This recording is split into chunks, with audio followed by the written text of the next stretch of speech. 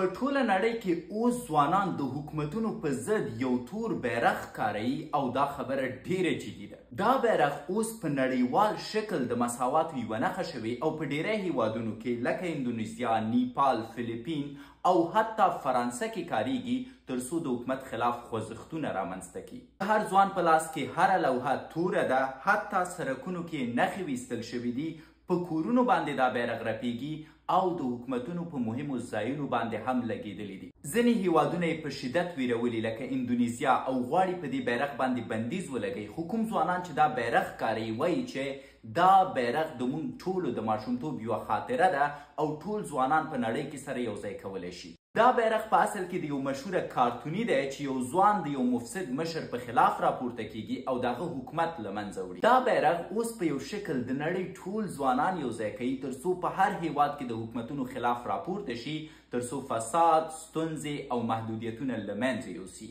نو آیا کیدای شي دا بیرغ په اصل کې د مهدي د لښکرو بیرغ اوسي؟